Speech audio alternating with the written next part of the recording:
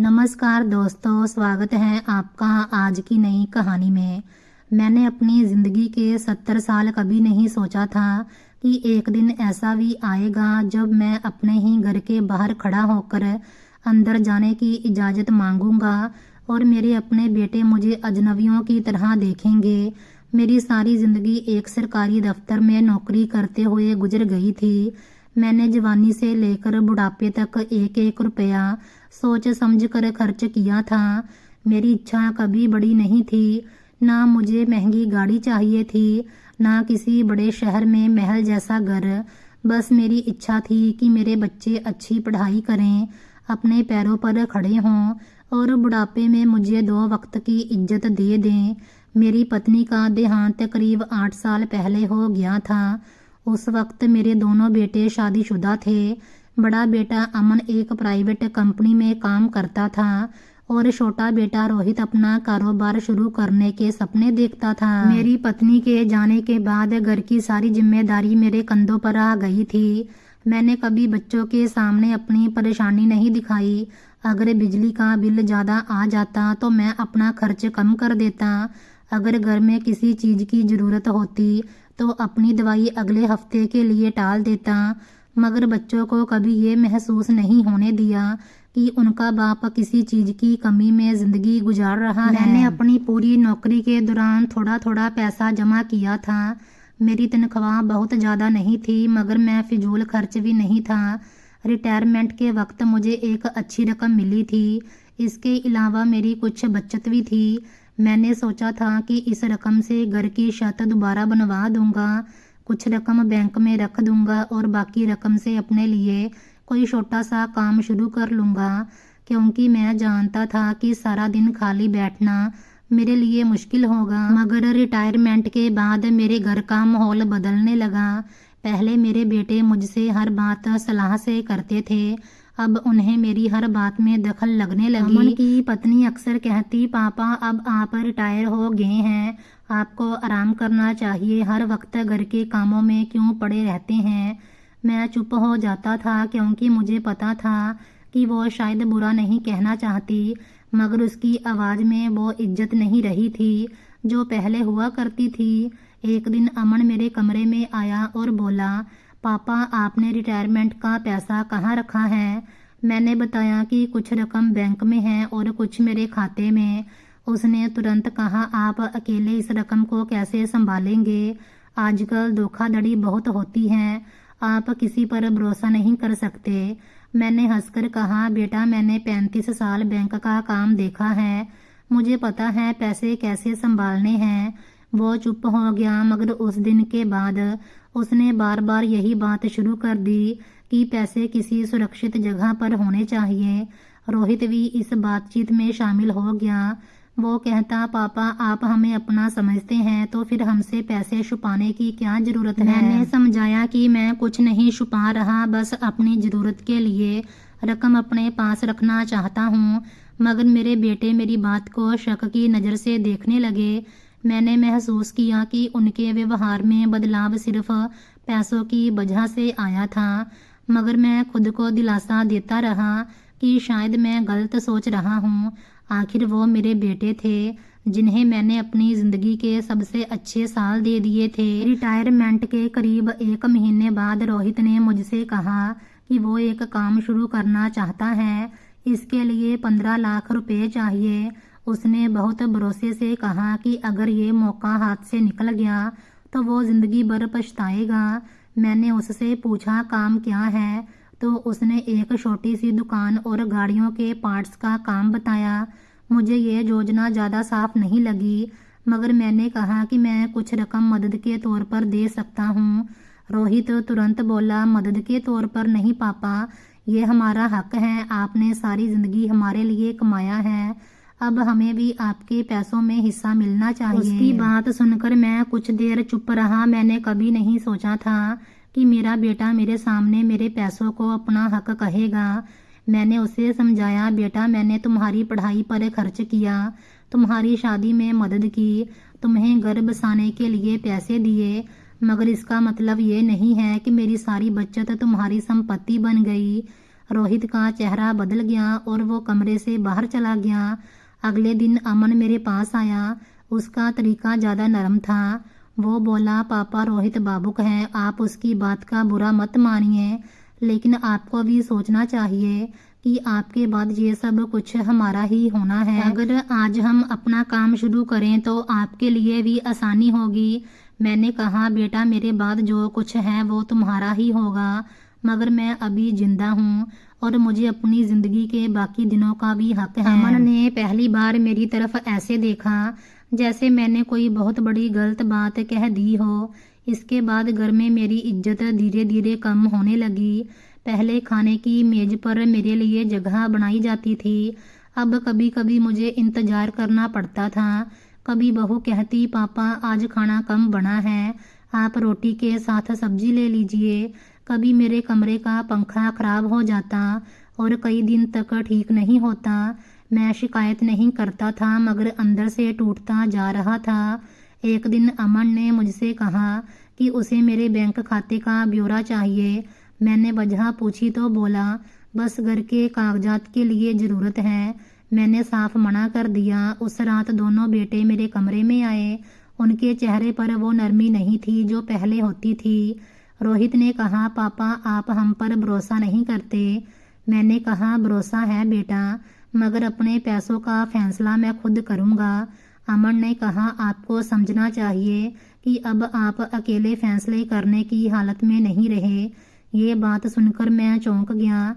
मैंने कहा, मैं बीमार नहीं हूँ बेटा, ना मुझे किसी ने पागल कहा है, मैं अपने फैसले खुद कर सकता हूँ। रोहित गुस्से में बोला, यही जिद आपको ले डूबेगी। मैंने पहली बार अपने बेटों को सख्त लहजे में जवाब दिया कि अगर मेरे पैसे तुम्हें इतने प्यारे हैं तो तुम मेरे बेटे बनकर मेरे साथ रहो, मेरे वारिस बनकर नहीं।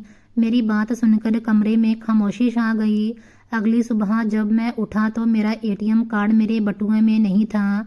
मैंने अमन से पूछा तो उसने कहा, मैंने रख लिया है। मैंने हैरत से पूछा, तुमने मेरी इजाज़त के बिना मेरा कार्ड क्यों लिया? उसने कहा, पापा आप गुस्से में आकर पैसे बर्बाद कर सकते हैं।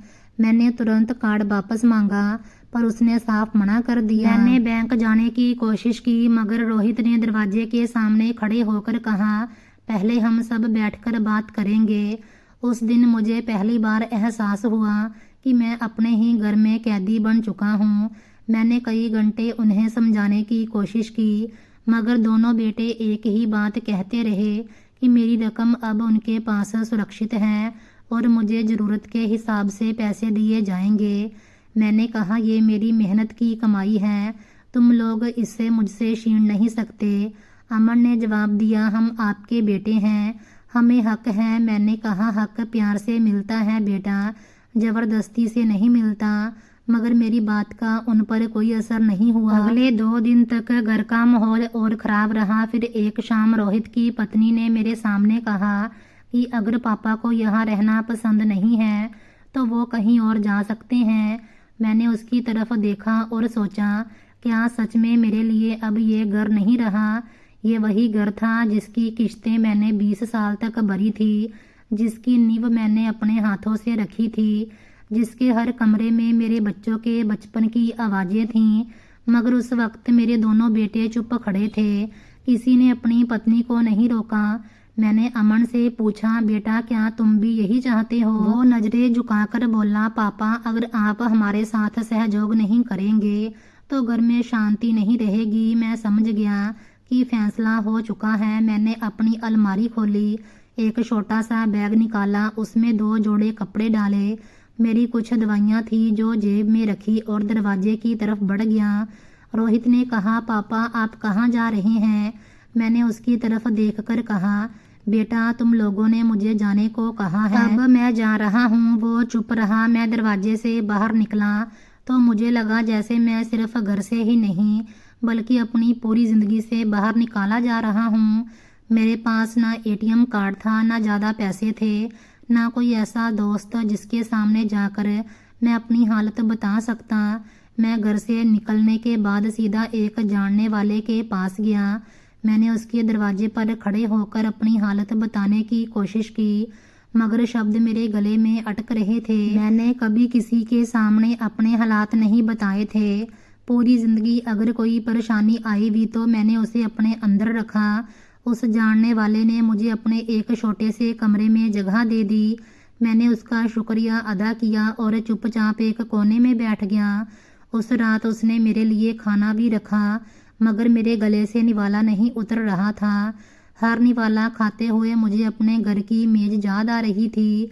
वही मेज़ जहाँ कभी मेरे दोनों बेटे मेरे साथ बैठकर खाना खाते थे। 2 दिन मैंने वहाँ गुजारे। तीसरी सुबह मैंने फैसला कर लिया कि अब मैं वहाँ नहीं रहूँगा। मेरे पास जेब में कुछ नकद रकम थी जो मैंने कई साल पहले एक पुरानी अलमारी के गुप्त खाने में रख दी थी और घर से निकलते वक्त मेरे हाथ लग गई थी। मैं सड़क पर निकल आया। मेरे हाथ में वही छोटा सा बैग था जिसमें 2 जोड़े कपड़े और कुछ दवाइयाँ थी। मुझे पता नहीं था कि मुझे जाना कहाँ है। ज़िंदगी में पहली बार मेरे पास जाने के लिए कोई घर नहीं था। कुछ देर बाद मेरे कदम रुक गए। सड़क के किनारे एक फुटपाथ था। शाम होते होते वो जगह खाली होने लगी। मैं एक तरफ बैठ गया। थकान इतनी थी कि कब आंख लग गई पता ही नहीं चला। जब मेरी आंख खुली तो रात गहरी हो चुकी थी। मेरे नीचे सख्त फुटपाथ था। मेरी कमर में दर्द हो रहा था। 70 साल की उम्र में पहली बार मैंने खुद को इस हालत में देखा था। मैंने अपनी पूरी ज़िंदगी एक छत के नीचे गुजारी थी। कभी अपना घर छोटा था तो भी घर था, कभी पैसे कम हुए तो भी मेरे पास सोने के लिए अपना बिस्तर तो था। मैंने अपने हाथ से फुटपाथ को छुआ। वो ठंडा और सख्त था। मुझे अचानक अपना पुराना बिस्तर याद आ गया। वो बिस्तर जिस पर मेरी पत्नी कई साल मेरे साथ सोया करती थी। उसकी मौत के बाद मैं कई रातें उस बिस्तर पर अकेला जागता रहा था, मगर कभी मुझे ये ख्याल नहीं आया था कि एक दिन मेरे पास बिस्तर भी नहीं होगा। मैंने आंखें बंद कर ली। मुझे अपनी पत्नी की याद आ गई। मैंने दिल में उससे कहा, देखो मैंने बच्चों को तुम्हारे बाद भी संभाल लिया था। मैंने कभी उन्हें तुम्हारी कमी महसूस नहीं होने दी थी। मैंने उनके लिए सब कुछ किया, लेकिन आज मैं कहाँ आ गया। मेरी आंखों से आंसू निकल आए। मैंने अपना चेहरा हाथों में छुपा लिया ताकि कोई राहगीर मुझे रोते हुए ना देखे।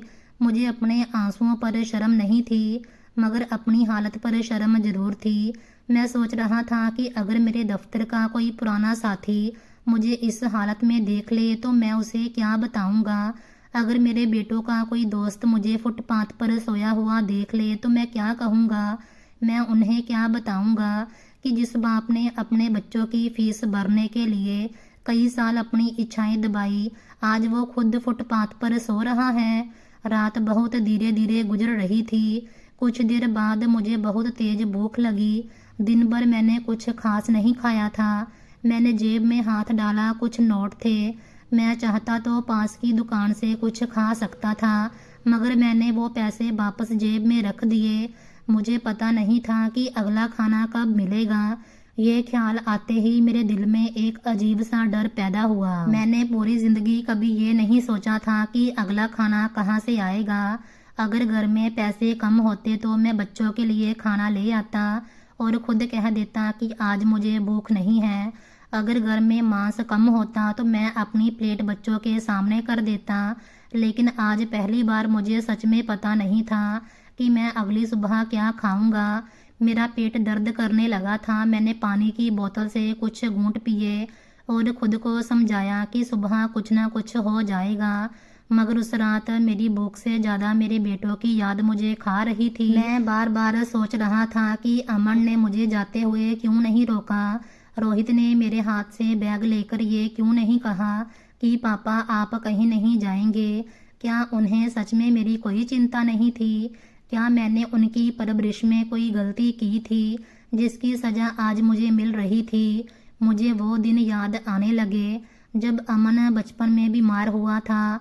पूरी रात उसके सिरहाने बैठा रहा था।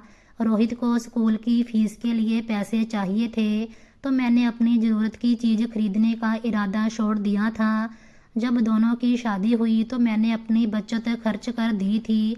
मैंने कभी हिसाब नहीं रखा था कि मैंने उन पर कितना खर्च किया, लेकिन आज जब मैं फुटपाथ पर पड़ा था तो मेरे दिमाग में पहली बार ये सवाल आया, क्या मेरे बेटों ने कभी हिसाब रखा था कि उनके बाप ने उनके लिए क्या किया।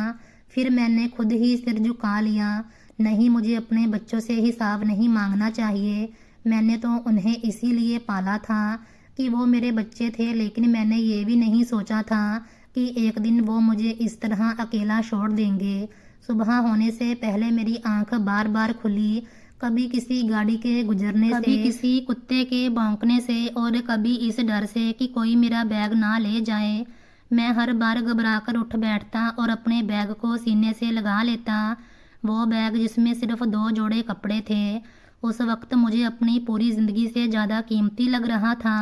सुबह के करीब आसमान साफ होने लगा, लोग सड़क पर निकलने लगे। कुछ लोग मुझे देखकर आगे बढ़ जाते। एक आदमी ने कुछ देर मुझे देखा, फिर नजरें फेर ली। मैं जानता था कि वो भी यही सोच रहा होगा कि ये बुढ़ा आदमी यहाँ क्यों सो रहा है। मैंने अपने कपड़े झाड़े और उठने की कोशिश की। मेरी कमर में बहुत दर्द था। मैंने एक हाथ फुटपाथ पर रखा और धीरे धीरे खड़ा हुआ। उसी पल मुझे एहसास हुआ कि मैं बूढ़ा हो चुका हूँ। पहले मैं कभी अपने बुढ़ापे के बारे में नहीं सोचता था।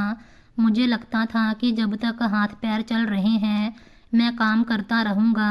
मगर सुबह फुटपाथ से उठते हुए मुझे पहली बार महसूस हुआ कि शरीर सच में पहले जैसा नहीं रहा।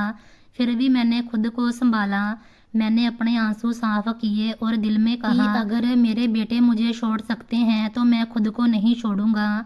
मैं किसी के सामने हाथ नहीं फैलाऊंगा। मैं दोबारा काम करूंगा, चाहे काम कितना भी छोटा क्यों ना हो। मैं सड़क पर चलता हुआ आगे बढ़ गया। मुझे नहीं पता था कि मेरी ज़िंदगी मुझे कहाँ ले जा रही है। मुझे सिर्फ इतना पता था कि मैं अब अपने बेटों के दरवाजे पर वापस खड़ा नहीं होऊंगा। उस दिन मैंने अपनी ज़िंदगी का सबसे बड़ा दुख सहा था और इसी दिन मैंने पहली बार ये भी सीखा था कि कभी कभी इंसान को अपने ही लोगों से दूर होने के बाद अपने अंदर से दोबारा पैदा होना पड़ता है। फुटपाथ से उठने के बाद मैं काफ़ी देर तक सड़क के किनारे खड़ा रहा। मेरी कमर में दर्द था और टांगे भी जैसे जवाब दे रही थी, मगर मैंने किसी से मदद नहीं मांगी।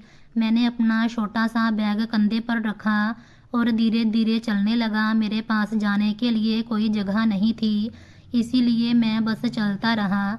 मुझे खुद भी नहीं पता था कि मैं कहाँ जा रहा हूँ। कभी मैं किसी दुकान के सामने रुक जाता, कभी किसी चाय की दुकान के पास खड़ा हो जाता और फिर खुद ही आगे बढ़ जाता।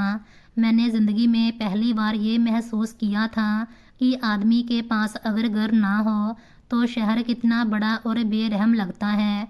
सुबह के वक्त सड़कों पर लोगों की भीड़ बढ़ने लगी थी। लोग अपने कामों में जा रहे थे।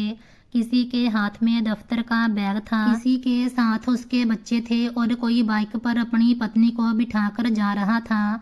मैं उन्हें देखता और मेरे दिल में अजीब सी चुभन होती। मुझे भी कभी सुबह अपने बेटों के साथ इसी तरह घर से निकलने की जल्दी होती थी। अमन को दफ्तर पहुंचने में देर हो रही होती थी तो मैं उसे आवाज़ देता था और रोहित अक्सर अपनी बाइक की चाबी ढूंढते हुए पूरे घर में शोर मचा देता था। आज वो दोनों कहाँ थे और मैं कहाँ पर था। मैं एक छोटी सी होटल के बाहर जाकर बैठ गया। अंदर लोग नाश्ता कर रहे थे, चाय के कपों से भाप उठ रही थी और गर्म पराठों की खुशबू बाहर तक आ रही थी। मुझे अचानक बहुत भूख लगी। मैंने जेब में हाथ डाला और अपने पैसे गिने। मेरे पास इतनी रकम थी कि मैं नाश्ता कर सकता था, मगर मैंने तुरंत पैसे वापस जेब में रख लिए। मैं काफ़ी देर तक वहाँ बैठा रहा। आखिर एक लड़के ने मुझे देखकर पूछा, बाबा जी चाय ले आऊँ? मैंने पहले मना किया, मगर फिर पता नहीं क्यों मेरी आंखों में आंसू आ गए। मैंने कहा, बेटा एक चाय दे दो। उस लड़के ने चाय मेरे सामने रखी और जब मैंने पैसे देने चाहे तो उसने हाथ रोक दिए और कहा, बाबा जी रहने दीजिए। मैंने बहुत कहा मगर उसने पैसे नहीं लिए। वो चाय मेरे लिए सिर्फ चाय नहीं थी। मुझे लगा जैसे किसी अजनबी ने मुझे याद दिलाया हो कि दुनिया में अभी भी ऐसे लोग हैं जो किसी बूढ़े आदमी को देखकर उससे फ़ायदा उठाने की बजाय उसका ख्याल रख सकते हैं। मैंने चाय के कप को दोनों हाथों से पकड़ लिया और बहुत धीरे धीरे पीने लगा। मेरे बेटों ने मुझे घर से निकाल दिया था, मगर एक अनजान लड़का मुझे मुफ्त चाय दे रहा था। इस बात ने मेरे दिल को और भी तोड़ दिया। मैंने खुद से कहा, क्या मैंने अपने बच्चों को प्यार देना नहीं सिखाया था? फिर मैंने तुरंत खुद को रोक लिया। मैं अपने बच्चों को बुरा नहीं कहना चाहता था, आखिर वो मेरे बच्चे थे। दिल चाहता था कि उनसे नाराज रहूं, मगर जैसे ही उनका बचपन याद आता मेरा दिल नरम पड़ जाता। मैंने कई जगह काम तलाश किया। एक गैराज पर जाकर पूछा, क्या कोई मुझे काम मिल सकता है? मालिक ने मुझे ऊपर से नीचे तक देखा और बोला, बाबा जी आपकी उम्र ज़्यादा है, आपसे काम नहीं होगा। मैंने कहा, बेटा मैं मेहनत कर सकता हूँ। उसने कहा, मुझे जवान आदमी चाहिए। मैं चुपचाप बाहर निकल आया। दूसरी जगह एक दुकान वाले ने कहा, आप बैठकर हिसाब कर सकते हैं, मगर तनख्वाह बहुत कम होगी। मैंने कहा, मुझे जितनी भी मिलेगी मैं कर लूँगा। मगर जब उसने मुझसे पूछा कि आपके घर वाले कहाँ हैं, तो मैं चुप हो गया। मैं उसे क्या बताता कि मेरे बेटे जिंदा हैं, मगर मैं उनके लिए मर चुका हूँ। मैंने वहाँ भी काम नहीं किया। शाम तक मेरे पैरों में दर्द होने लगा था। मैं एक दीवार के साथ बैठ गया और अपनी जेब से मोबाइल निकाला। मेरे हाथ खुद ब खुद अमन के नंबर पर चले गए। मैंने कई पल उसका नाम देखा, फिर रोहित का नंबर खोला। मेरा दिल चाह रहा था किसी एक को फ़ोन करके कहूँ, बेटा मुझे लेने आ जाओ, मैं तुमसे पैसे नहीं मांगूंगा, मैं तुम्हारे घर में किसी कोने में रह लूँगा, मैं तुम्हें परेशान नहीं करूँगा। मगर फिर मुझे वो सुबह याद आ गई जब मैंने अपना एटीएम कार्ड वापस मांगा था और अमन ने मना कर दिया था। मुझे वो दरवाज़ा याद आ गया जिसके सामने रोहित खड़ा था। मुझे वो शाम याद आ गई जब मैं अपना बैग उठाकर घर से निकला था और मेरे दोनों बेटे चुप खड़े रहे थे। मैंने मोबाइल बंद कर दिया। उस रात मैं दोबारा उसी फुटपाथ पर जाकर लेट गया। पहली रात मुझे सदमा था, मगर दूसरी रात मुझे अपनी हकीकत समझ आ चुकी थी। मैंने बैग अपने सिर के नीचे रखा और आसमान की तरफ देखने लगा। मेरे घर में कभी पंखा खराब हो जाता तो मैं तुरंत ठीक करवाता था, कभी बिजली चली जाती थी तो मैं बच्चों को हाथ का पंखा जलता था। आज मैं खुले आसमान के नीचे पड़ा था और मेरे पास कोई ऐसा नहीं था जो पूछता कि बाबा जी आपने खाना खाया या नहीं। मुझे भूख लगी थी, मैंने पैसे निकाले और फिर उन्हें गिना। मैंने सोचा अभी खाना खा लूं या किसी काम के लिए बचा के रखूं। आखिर में मैंने पैसे वापस रख दिए और पानी पीकर लेट गया। उस रात मैं बहुत देर तक जागता रहा। कभी मुझे अमन की आवाज़ सुनाई देती, कभी रोहित का बचपन याद आता। मैंने आंखें बंद करके खुद को समझाया कि वो मेरे बेटे हैं, शायद उनसे गलती हो गई है, शायद एक दिन उन्हें एहसास होगा। लेकिन दिल के अंदर से एक आवाज़ आती थी कि अगर उन्हें एहसास होना होता तो वो मुझे सड़क पर अकेला ना छोड़ते। मैंने आंखें खोली, मेरे गाल पर आंसू बह रहे थे। मैंने उन्हें साफ किया और खुद से कहा, अब बस बहुत हो गया। अगर मेरे बेटे मुझे सहारा नहीं देंगे तो मैं अपने हाथों से अपना सहारा बनूंगा। अगली सुबह मैंने फैसला कर लिया कि मैं कोई काम करूंगा। उम्र चाहे जितनी हो गई थी, मगर मेरे हाथ अभी काम कर सकते थे। मैंने अपना बैग कंधे पर रखा और दोबारा सड़क पर निकल पड़ा। मुझे नहीं पता था कि मेरी ज़िंदगी किस तरफ जा रही है, मगर अब मैंने तय कर लिया था कि मैं किसी के दरवाजे पर खड़ा होकर दया नहीं मांगूंगा। दोपहर तक मुझे एक छोटी सी गैराज में काम मिल गया। मालिक ने कहा, अगर तुम सच में मेहनत कर सकते हो तो कुछ दिन आजमा लो। मैंने तुरंत हाँ कर दी। काम बहुत मुश्किल था। कई घंटे खड़े रहने से मेरी कमर दर्द करने लगी, हाथ में छाले आ गए और शाम तक मेरे कपड़े खराब हो गए। मगर जब मालिक ने दिन के अंत में मेरी हथेली पर कुछ नोट रखे तो मैं कुछ देर उन्हें देखता रहा। वो रकम बहुत कम थी, मगर वो मेरी अपनी मेहनत की कमाई थी। मैंने नोट मुट्ठी में बंद किए और मेरी आंखों से आंसू निकल आए। कभी मैं अपने बेटों के लिए हजारों रुपए खर्च करता था और कभी उन्हें अपनी ज़रूरत से ज़्यादा दे देता था। आज मैं कुछ 100 रुपये कमाकर भी खुद को पहले से ज़्यादा मजबूत महसूस कर रहा था। मैंने दिल में कहा, ये कम है मगर मेरे हैं। उसी शाम मुझे पहली बार लगा शायद मैं पूरी तरह ख़त्म नहीं हुआ। मेरी ज़िंदगी मुझसे छीन ली गई थी, मगर मेरे हाथ अभी भी मेरे पास थे और जब तक मेरे हाथ काम कर सकते थे मैं दोबारा खड़ा हो सकता था।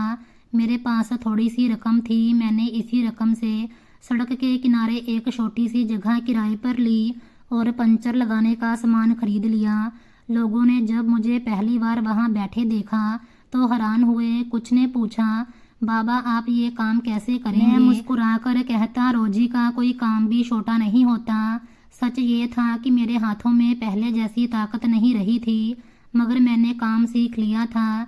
बाइक के टायर खोलना, पंचर ढूंढना, ट्यूब में हवा भरना और कभी कभी साइकिल के टायर बदलना। गर्मी बहुत तेज थी, सड़क के किनारे धूल उड़ती रहती थी, मगर मैं हर सुबह अपनी दुकान खोल देता। कुछ लोग मुझे बाबा जी कहकर बुलाते थे और कुछ मेरे साथ बैठकर बातें करते थे। मैंने पहली बार महसूस किया कि अजनबी लोग कभी कभी अपने लोगों से ज़्यादा इंसानियत दिखा देते हैं। करीब 3 महीने गुजर गए थे। मैंने अपने बेटों से कोई संपर्क नहीं किया था, ना उन्होंने मुझे फ़ोन किया। फिर एक दिन दोपहर के वक्त सूरज सिर पर था और मैं एक बाइक का पिछला टायर खोलकर बैठा हुआ था। मेरे कपड़े पसीने से भीग चुके थे। अचानक एक लंबी चमकती हुई गाड़ी मेरी दुकान के सामने आकर रुकी। गाड़ी का दरवाज़ा खुला और एक आदमी बाहर निकला। वो करीब 50 साल का था। उसने साफ सुथरे कपड़े पहन रखे थे और उसके साथ ड्राइवर भी था। वो सीधा मेरी तरफ आया। सोचा शायद गाड़ी का टायर खराब हो गया है, मगर उसने मेरी तरफ देखकर कहा, बाबा जी मेरे साथ चलिए। मैंने सिर उठाया। उसने मेरा हाथ पकड़ लिया और बहुत भारी आवाज में कहा, मेरे साथ चलो। मैंने हैरत से पूछा, बेटा आप कौन हैं? उसने मेरी बात का जवाब नहीं दिया, बस मेरा हाथ मजबूती से पकड़े रखा। मैंने कहा, मगर मैं दुकान कैसे छोड़ दूं? उसने ड्राइवर की तरफ देखा और कहा, दुकान बंद कर दो। मैं घबरा गया और अपना हाथ छुड़ाते हुए बोला, लेकिन तुम लोग आखिर हो कौन?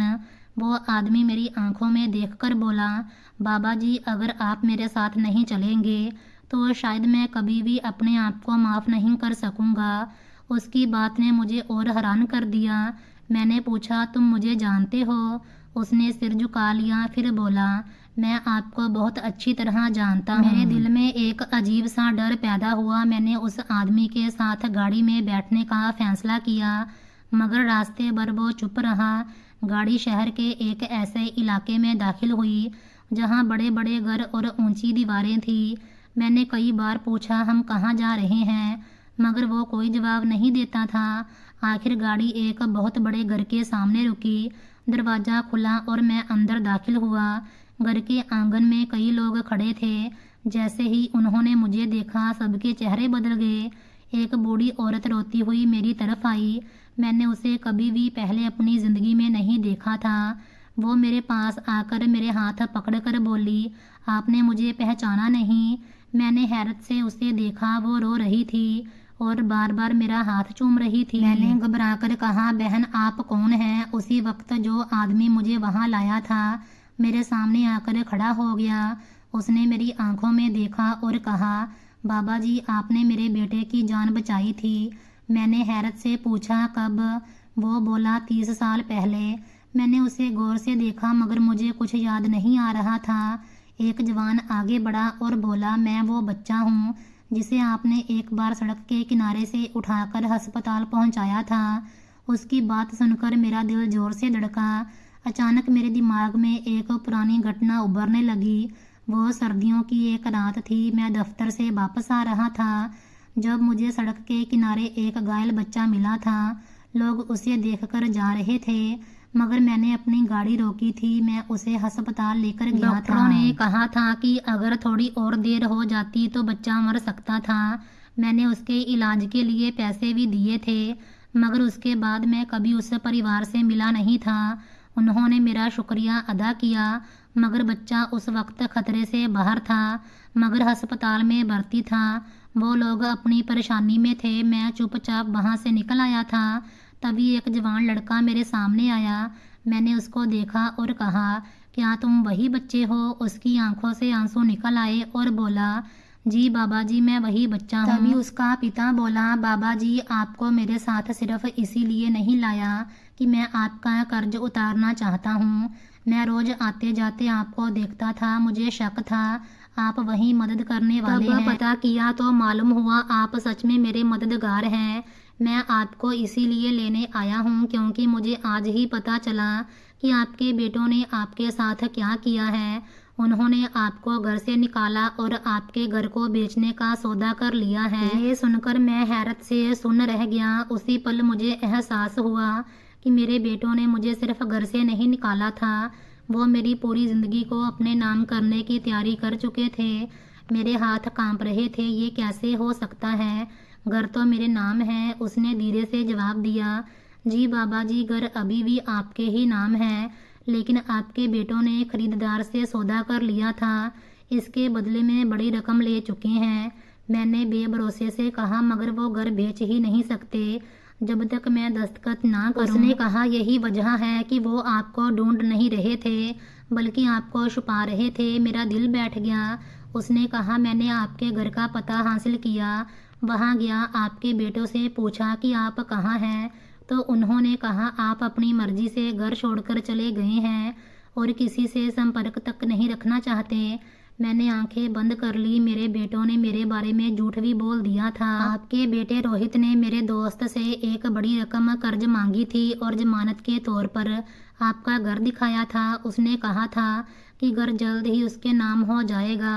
मुझे उस वक्त पहली बार पता चला कि मेरे बेटों ने बाहर के लोगों के सामने भी मेरे घर को अपनी संपत्ति बनाकर पेश करना शुरू कर दिया था। तब उसी आदमी जिसका नाम अदनान था, वो बोला, मेरे दोस्त ने मुझे बताया, आपके बेटों के अनुसार आप मानसिक तौर पर कमज़ोर हो चुके हैं। आपने उसे घर के काम संभालने का अधिकार उन्हें दिया है। मैंने गुस्से से कहा, ये झूठ है। मेरी आंखों से आंसू आ गए। मैंने अदनान से कहा, बेटा, तुमने मुझे यहाँ क्यों बुलाया? मुझे दुकान जाना है। मैं बेटों की बेरहमी की कहानी और नहीं सुन सकता। उसने कहा, मैं चाहता हूँ आप अब किसी की दया पर ना रहें, अब आप हमारे साथ रहेंगे। मैंने कहा, मैं तुम्हारा एहसान नहीं लूँगा।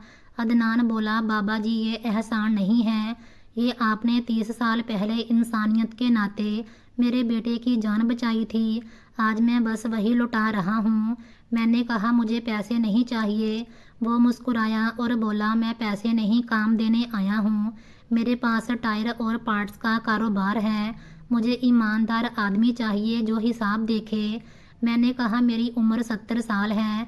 अदनान बोला, मुझे जवान नहीं, भरोसेमंद आदमी चाहिए। मैंने मना किया तो उसकी माँ ने हाथ जोड़ दिए, आप हमारे घर में रहिए, आप पिता जैसे हैं। आखिर मैंने शर्त पर हाँ कर दी कि खर्च मैं खुद उठाऊंगा।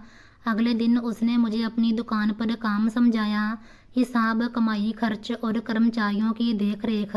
पहले ही दिन पता चला एक कर्मचारी गड़बड़ कर रहा था। मैंने उसे हटवा दिया। अदनान बोला, अब समझ आया आपको क्यों लाया। कुछ दिन बाद अमन का फ़ोन आया, पापा कहाँ हैं, लेने आते हैं। मैंने पूछा, जब मैं सड़क पर था तब क्यों नहीं आए? वो चुप हो गया। फिर रोहित का फ़ोन आया, पापा वापस आ जाओ। मैंने कहा, क्या घर बेचने का सौदा भी मेरे फ़ायदे के लिए था? वो चुप हो गया और बोला, अदनान आपको भड़का रहा है। मैंने कहा, जिसने मुझे सड़क से उठाया वो मेरी संपत्ति क्यों लेगा? समय के साथ मैंने मेहनत की, किश्तों पर अदनान के पास ही छोटा घर ले लिया। अदनान ने कहा, आपकी एक छोटी सी अच्छाई ने मेरी ज़िंदगी बदल दी। आज मेरी उम्र 70 साल है। बेटे अब इज्जत से मिलते हैं। मेरी पुरानी पंक्चर की दुकान आज भी है। वो मुझे याद दिलाती है, इंसान सब खोकर भी दोबारा खड़ा हो सकता है। सबक माँ बाप की कमाई पर कब्जा करना औलाद का हक नहीं, और इंसान की अच्छाई कभी बेकार नहीं जाती। एक छोटी सी नेकी भी सबसे मुश्किल वक्त में काम आती है। अगर कहानी अच्छी लगी हो तो शेयर और सब्सक्राइब ज़रूर करें। कल फिर मिलते हैं नई कहानी के साथ।